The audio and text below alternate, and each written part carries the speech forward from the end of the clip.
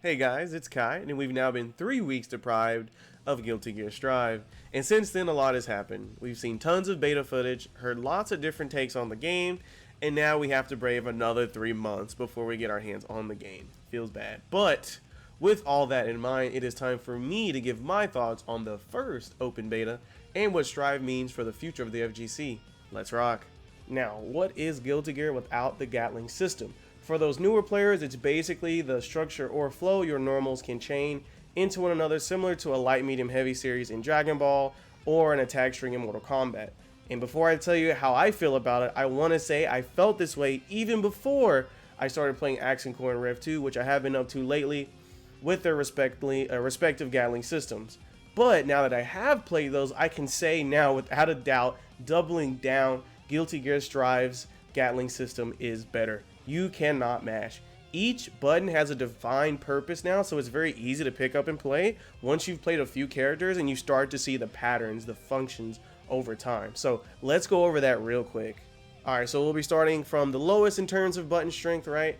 Punches. Punches are quick, short-range mids that you can mash up close, but the return isn't as high in this game in most situations because you can only punch into punch. They don't really do that much damage at all. You can go into command normals, but it kind of depends on your spacing. So this was normally not the case before. Typically, you can think of punches as like your lights, right? The buttons we want to use to just like quickly check the situation. Hey, is this on hit? Is this on block? And then go into our bread and butter. But that is just not the case in this game. If you want to get more, you have to commit more. All right, so let's move on to kicks, which brings us to kicks. They're a little bit more committal, right? They allow for lows, jump cancels, and even our dust attacks. So we get a little basic overhead low mix, but unlike punches, they cannot be spammed on block. This is perhaps the biggest change for returning players, because before you could reliably use the range. They typically go a little bit further than punches. You could use that range to hit confirm from a little bit further away and check your opponents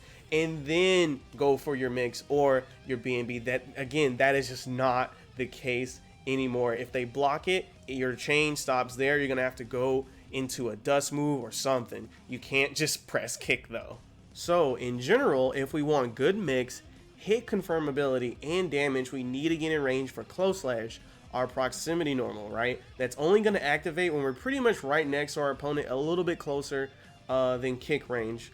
This is where Guilty Gear happens, because this is where we're going to get our big damage, right? Or if they block, this is where we're going to get access to a lot of our buttons, which means we get access to a lot of our mix, right? This is when you're going to start mixing people into oblivion, where you're going to go into practice mode and be like, hey, what can I go into? But the caveat is we have to get in. You have to earn that close slash if you want all these options. And you actually have to be prepared, right? Because you only get close slash, far slash, and heavy slash, right? Probably 2 or 3 moves, so you got to know what you want to do. If you cannot get in range for your close slash, you still have your far slash and your crouch slash, which are going to be your mid-range poke tools, good range, and good damage. They don't seem as attractive, but don't worry, we'll get into that a little bit later. Pokes do matter in this game, people. Continuing up in terms of button strength, we have our heavy slashes. As the name implies, for a lot more commitment, we will be able to cover a lot of space horizontally and vertically. And as you may have guessed, when we get a clean hit with these, the damage can be pretty high. Pretty straightforward. Lastly, we have the dust attacks, which are pretty straightforward too. If we just press dust, we get our overhead. If we hold the overhead, we get to do the little homie sequence. I'm sure you guys have seen it. That's how we get the stage transitions. And if we do crouch dust, we get our universal sweep. Sometimes they cause a hard knockdown, sometimes they don't. It kind of depends on our character. And if you want to talk about variants, jumping dust is where it's at. It seems like everyone's jump dust has different functions, so be sure whatever character you're playing to just check those out, because you're probably going to find some cool stuff. And for those who are wondering about air normals, basically everything I covered before on the ground basically also applies in the air. So yeah, you'll be accomplishing the same thing. So in summary, Arxis is moving away from players running at each other, pressing down light, and converting into bread and butter damage, or in the corner, big damage actually, right? And this has been a staple of modern anime games for some time now. Guilty Gear has definitely been guilty of this for some time now as well, right? So no more scrambling into mash and getting tons of value. No more random movement. Finally getting a straight hit in neutral and then being able to convert, right? Ultimately, players will have to press with purpose, and I think that's a very healthy evolution for this genre. And this theme of pressing with purpose will continue with other system mechanics too, right? You guys may know where I'm going with this. Let's talk counter hits. Following the motif of pressing with purpose, we have the words across the screen, and the slow motion kicks in, right, when we land key moves, which literally screams to the player, pay attention to what you're doing, this matters. And in my experience, it does not disturb the flow of play, but instead signals to players of all skill levels there is a huge reward for getting a counter hit in neutral, right? And that is actually the case. Hitting a big counter hit will actually allow moves that don't collect normally to now form true combo strings, which means pokes matter. Neutral structure matters. And this is nothing new to fighting games, but ArcSys understands their player base, and all the new fighting game blood that Strive is going to bring in will not understand this intuitively, right? But now they're gonna be able to understand how important this shift is in their formula, right? So they take it upon themselves to show new players what to look out for in neutral, and show returning players that, hey, we know counter hits were here before, but it's a little bit more important this time. Please experiment as you Guilty Gear players do. You'll probably like what you find. In conclusion, when counter hit comes flying across the screen, it teaches new and returning players that this is important. Experiment with this. To me, it looks and sounds cool, and it opens up combo routes literally in the game from neutral. So just imagine this: 6 months from now, grand finals, last round, the underdog is down bad in the corner. Everyone's on the edge of their seats. No one can even afford to blink, and we all hear the magic word. Out of nowhere, the crowd, the commentators erupt, cementing that moment in Guilty Gear history forever. Enough said. Stop mashing, moving on. When in Rome. No, I'm kidding. But yeah, the Roman cancel system in this game is definitely the icing on the cake. I've had the luxury of now playing Accent Core and Rev 2 as well, and I gotta say, the Roman cancel system in Strive allows for so much more creativity in neutral, offense, defense, and even character select. You gotta think about that one though. But honestly, if someone has 50% tension, it's the scariest thing in the world, because you don't know what they're gonna do. Most of this is due to the fact that you can dash in 4 directions, which is kind of nutty when you think about it. Characters that were already deceptive in nature, like Chip, just get so much more mixed, right? The mechanic is genius because it's organic in nature, right? As we grow, right, as the community grows, this mechanic will grow with us, man. Imagine there will be a pro player whose defining characteristic won't even be neutral, it won't be offense, it won't be how great their defense is, it will literally be how effective they are at using roaming cancels. That is actually possible with this system. It is truly an emergent mechanic, and it breaks the linearity of the game flow in a way I've never seen a fighting game just been allowed to do so. I can't really say that much on it because we just got to see, right? But yeah, I can't wait to see what people do with this. What's even nuttier though is with all these offensive tools, you are never lacking counterplay on defense, right? You have faultless guard or faultless defense. This is basically push block. Get off of me, man. This does require tension, but it gets people off you. It messes up their spacing, right? And all of a sudden their offense gets a little shaky. You start to couple that with just guard or instant block, right? If you block within 3 frames of receiving an attack, now you've reduced the pushback. So if you've seen a couple of mix-ups, right, and you're like, wait, that don't look so safe, get a little bit closer, hey. You just hit that block, and now they're stuck inside of your mix, right? You can really turn the tables. And even if you do get hit, right, you have burst. Burst is a godsend coming from Dragon Ball FighterZ and MK11, right? If you get hit in Dragon Ball, you gotta watch the movie, and then you still have to guess. Burst is 1 free Gala Joke card, right? It is strong, but people can bait the burst. Don't forget that. But still, right, it's a strong tool. So if you take a step back, you're like, wait a minute, with all these defensive tools, don't I have all the more reason to get Unga? And the answer is absolutely. That's what they have always wanted. They don't want players to not interact and win. They want players to interact and win.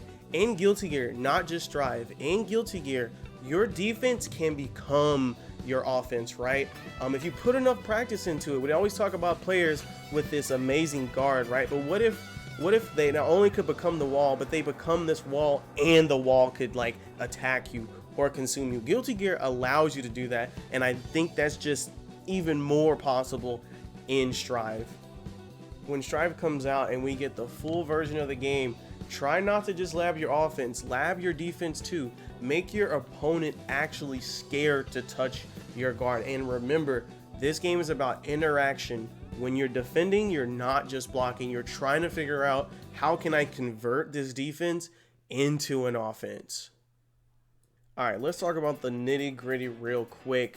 The wall break system, it is specific to Guilty Gear Strive, and I'm gonna be honest with you, I'm not uncomfortable with it at all. If I wall break my opponent, I am in control, right?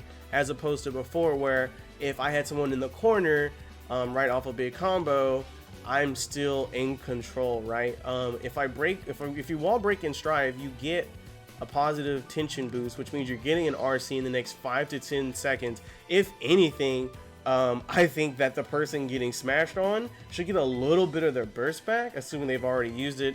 Or if they do manage to get a counter hit while they're fighting their way out of the corner, right? The wall health should regenerate a bit, so they can get a couple more chances before you get that big boost. But overall, just a few tweaks here and there, and I'm perfectly fine with the wall break. I don't see what the big deal is. I don't want any more power in the corner. I actually enjoy interacting with my opponent all the way to the end of the round. So all right, we've talked enough about the good. Let's talk about the bad. As you can see, I did have a splendid time with the game overall, but no game's perfect. The open beta did have its blemishes. It is just a beta though, right? Let's start with the smaller of the blemishes, right? The in-game danger little audio visual cue is actually super annoying. They need to make it less intrusive in both of those ways. After the first time you get negative or danger, they just need to like increase the time interval for when it shows up and we hear the audio cue. Again, it's kind of yike-a-likes.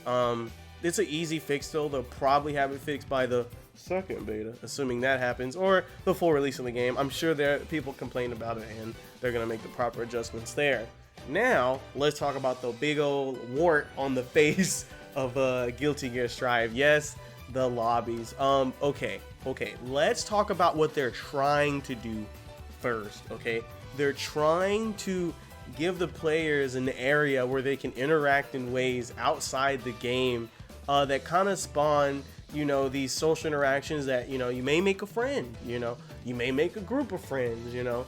I think that fighting games are actually have a very big social component, and Arxis has been trying to find a way to kind of unite people outside of just the game, and I think that's what they're shooting for in the lobby system. That's pretty evident if you just walk around, and that's probably why they doubled down and didn't even change up the system outside of the closed beta. They're shooting for the stars there, and I don't blame them. If you don't want to mess with the lobby, you can queue up from training, and you will be able to queue up straight from the menus, so I'm not too worried there. But we did come here to talk about the bad, right? Okay, so how the lobby works with the whole, you have to like click standby and then you like go somewhere else, like you're restricted to like a slot you have to stand in. That's pretty dumb. Just let me pull my sword out, bro. Just let me pull the sword out and let the dude walk up to me. Or like, you know, like in Rev 2, you walk up to a station, right? The primary issue, even without the delay, is like, who's supposed to initiate it? You know, it gets kind of awkward. Like, I pull out my sword and then, you know, he pulls out his sword and it's like, okay, which one of us is gonna put the sword away and then walk up to the other person and then accept the challenge, you know? That's kind of messed up, right? Yeah, but besides that, I'm pretty okay with the lobby system. I wonder what's at the top of that tower, right? But I don't think the lobbies are intrinsically bad or anything. I think it's actually they're trying to address a problem And like I said, they've been addressing the problem for a while now, so I don't mind them trying to get this right by launch. 3 months is a long time, but I'm more than willing to wait because of all the little moments that I'm sure we will remember and be thankful for in the future. So yeah, all things considered, we won't be getting the full game until June, but unlike other companies, RxS is actually listening, and they do maybe appear to be caring. Okay, I hope Capcom, SNK, and yeah, I'm looking at you too, Nintendo, and other traditional fighters pick up on what Strive is putting down.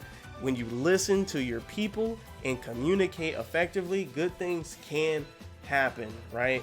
I think for the first time in the FGC, the FGC was actually heard, and there was much rejoicing. There wasn't a calamity. No one ended up mad. Nobody threw a crab.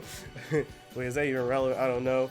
But yeah, it was just nice to see that they implemented rollback, and they're trying, and that's all that matters, right? That's all we can do is our best. So I can't wait for June to meet and play everyone who watched this video, and all the new people who never even played fighting games at all that are probably gonna find this video months, so much later down the line. But I will be sending them a heartfelt letter the day or probably the week after the game comes out, right?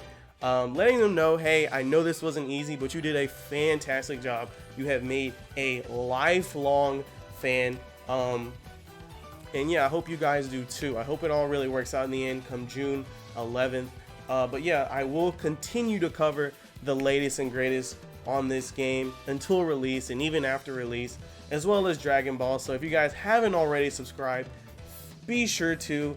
And thank you again so much for watching. I will see you guys in the next one. Much love. Kairos out.